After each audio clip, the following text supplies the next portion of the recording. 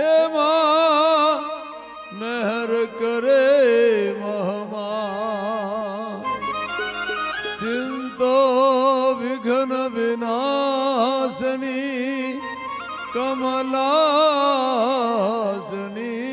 जगत वीणहति हंसवानी। ए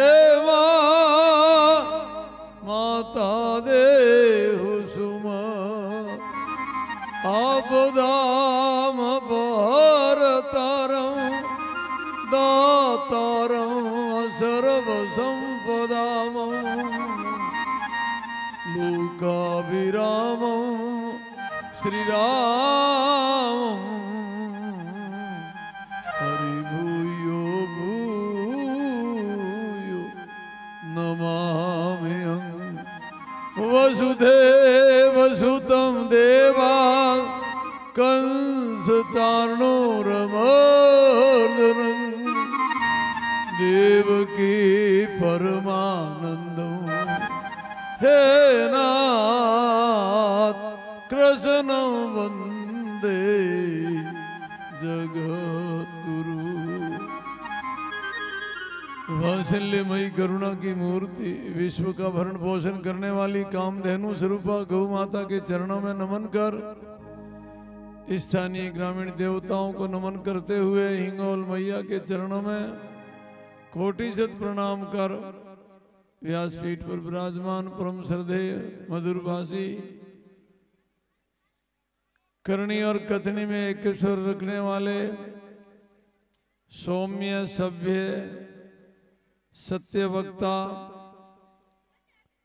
द्विज श्रेष्ठ भागवत आचार्य हमारे विनोद जी, मंचस्थ विराजमान पुजारी जी, स्वामी जी, ध्वज मंडल, संगीत मंडल, प्रबुद्ध जन, आर्य भद्र पुरुषों, वात्सल्यमयी ममता की मूर्ति, मातृशक्ति, नन्हे मुन्ने बच्चों, सबके भीतर विराजमान उस परम तत्व को मेरा कोटिशत प्रणाम। सजनों, कृष्ण जन्म उत्सव मनाया। देखो,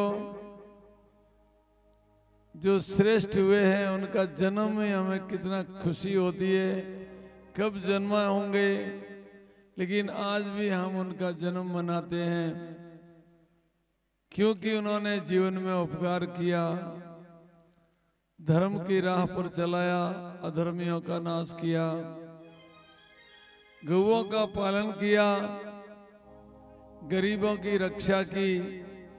तो मैंने इस जन्म उत्सव पर क्या सीखना चाहिए ताकि हमारा जीवन भी ऐसा धन्य हो जाए। सजना,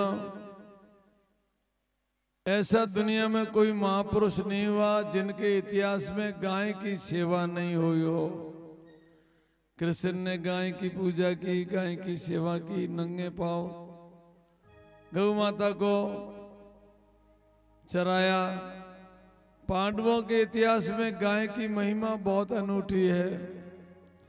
महाभारत में लिखा है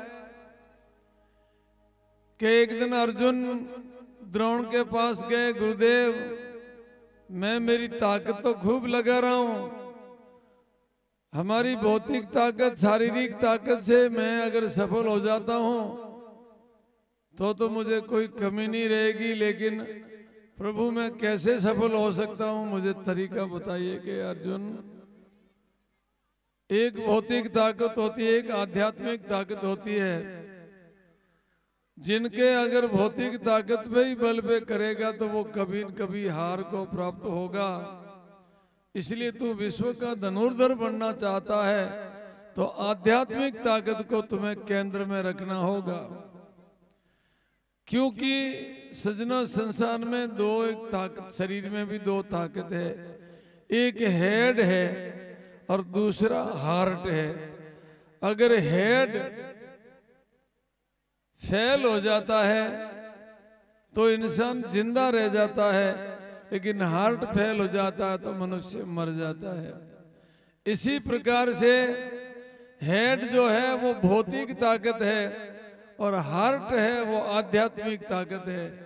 तो आध्यात्मिक ताकत का बल नहीं होगा तो भौतिक ताकत उतनी काम नहीं आएगी।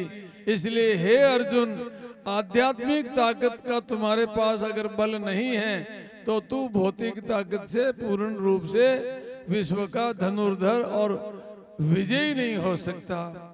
तो कहा मैं क्या करूं? तो आध्यात्मिक ताकत में अगर दुनिया में कोई प्राणी सबसे अगर शक्तिशाली है तो वो है गौ माता। तो गौ माता के लिए समर्पण कर ले कि हे गौ माता, मैं जब तक अर्जुन जिंदा हूं और मेरे कानों में आवाज आ गई कि गाय संकट में है तो मैं जिंदा नहीं रहूंगा या तुम्हारी तत्काल समस्या का समाधान करूंगा। ये प्रतिज्ञा ले ले तो तेरे को गौ माता की ताकत, आध्यात्मिक ताकत अगर तेरे साथ होगी तो भौतिक ताकत तुम्हारे काम आने वाली है। सजनों, ये समझने की बातें हैं। अगर कोई भौतिक ताकत से अधिक पैसा हो गया और मैं अब किसी को धारूंगा नहीं, तो अगर औलाद कोई कपूत हो गई, उस पैसों का दुरुपयोग करने लग गया तो खुद तो भुगतेगा, जो भुगतेगा खुद को नरक में ठेल देगा। इसलिए भौतिक ताकत के साथ आध्यात्मिक ताकत होना अनिवार्य है। तो अर्जुन ने कहा मैं क्या करूं? तो कि तुम गौ माता के लिए समर्पण कर ले। तो अर्जुन ने समर्पित संकल्प कर लिया, हे गौ माता, तेरे दुख में मैं दुखी रहूंगा, मैं तेरे सुख में सुखी रहूंगा और तेरे को जरूरत पड़ेगी अर्जुन किसी भी सूरत में रुकेगा नहीं। ये बात अर्जुन ने प्रतिज्ञा ली थी। इधर से हस्तिनापुर में दुर्योधन ने सबको बुलाया, भीष्म आदि को, और सबको कह दिया, द्रोण ही भीष्म और सारे जितने विदुर आदि सबको बुलाया, कह दिया आप जानते हो पांडवों की क्या कमजोरी, पांडु कहाँ हैं? नहीं मिला। 5 दिन में पांडवों का पता नहीं लगा, क्योंकि उस वक्त पांडु अज्ञातवास में थे, वनवास में थे, और नहीं पता लगा तो मैं हस्तिनापुर को पट्टे उतार दूंगा। इन्होंने कहा अरे भाई अभागे ने कैसा ये प्रस्ताव रखा है, क्या करें, इसका क्या समाधान करें? कि समाधान एक ही है,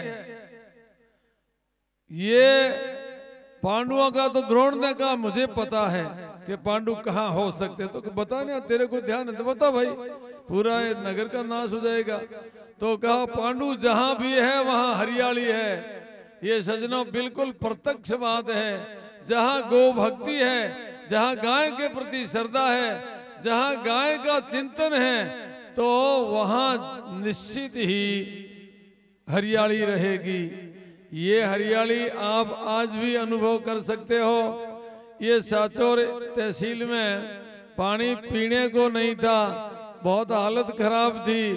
ये सांचौर तहसील में पथमेड़े में गौ सेवा के लिए एक डंडोरा इतना जबरदस्त बज गया कि पूरे भारत में किलकोली सुनाने लग गई कि पथमेड़ा गौशाला है। उनके माध्यम से, उनके प्रचार से कई गौशालाएं खुली।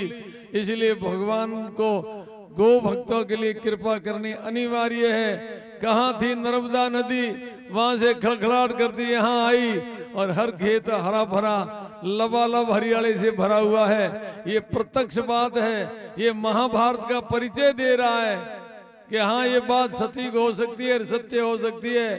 तो उन्होंने कहा पांडु जहां भी है वहां हरियाली है।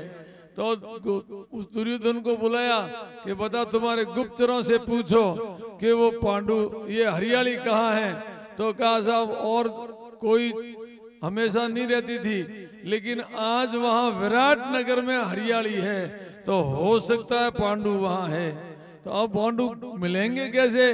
कि मिल भी जाएंगे, छुपे हुए तो होंगे, आसानी से तो मिलेंगे नहीं, लेकिन एक बात पर मिलेंगे, गाय उठा लो उस नगर से तो अर्जुन 1 घंटा भी अंदर नहीं रह सकता।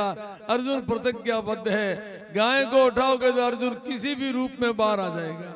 तो वहां ले जाते हैं सारे महारथी, भीष्म, द्रोण, अश्वत्थामा, महारथी कर्ण आदि सभी वहां गए और विराट नगर में गायों को उठाया। और अर्जुन विहिन्नला के रूप में, हिंजड़े के रूप में तबला बजा रही थी। और उनका नाम रखा है बिहिनल्ला। और वो बिहिनल्ला जाके राजकुमार को ललकारती है, कहा तुम कौन है? उसने कहा तेरे आटा बादी करने लग गया, क्या बात है? कैसे कह रही कौन है? कि मैं आज पूछती हूं तुम्हें तू कौन है? तो मैं क्षत्रिय हूं। तू क्षत्रिय नहीं हो सकता। अगर तू क्षत्रिय होता तो गाय को रूठा जा रहा नगर में, और तू चुपचाप बैठा है। धिक्कार है तेरे धर्म को, जो तू गाय का दुख देख करके भी तेरा खून उबल नहीं गया। तो तेरा खून नहीं, शरीर में पानी है। तेरे आंख क्यों झुक चुकी है? और तू अगर क्या तुम्हें 1000 बरस जीना है? उसने कहा तू क्या जानती है कि गायों को उठाने वाले कौन हैं? भीष्म पितामह, द्रोण, कर्ण आदि, जिनके सामने पहाड़ नहीं टिक सकते। तो कहा मूर्ख, तू क्षत्रिय है, गाय के लिए मर तो सकता है। गाय के लिए जो मर गया